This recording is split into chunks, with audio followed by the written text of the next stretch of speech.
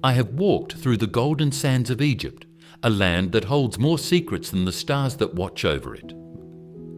Here, buried beneath centuries of silence, lies the story of a ruler the world forgot. A king whose skin was dark as the Nile's fertile soil, and whose heart carried the pride of two great civilizations. He was known once as the Black Pharaoh, a son of Nubia, a conqueror of hearts and lands. But time, as it often does, chose to erase his name from the walls of history.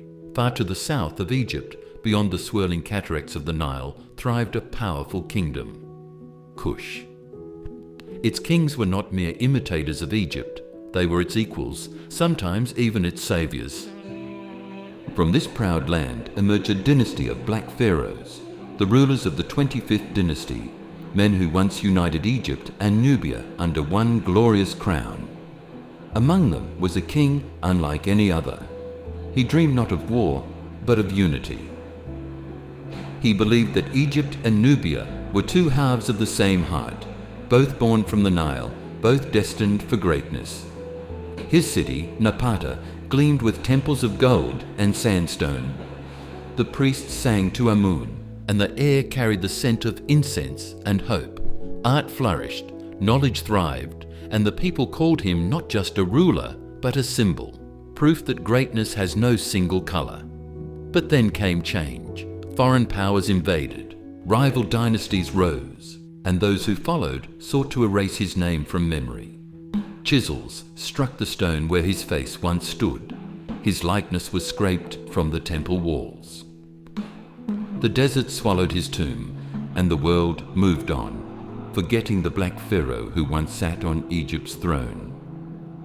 For centuries the sands of time buried his story, but history has a way of whispering back.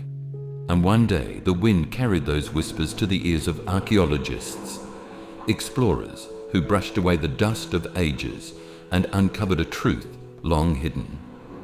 Beneath the sands, they found the ruins of Kushite temples, the pyramids of Meroe, and inscriptions telling of kings whose heritage had been buried beneath prejudice and pride.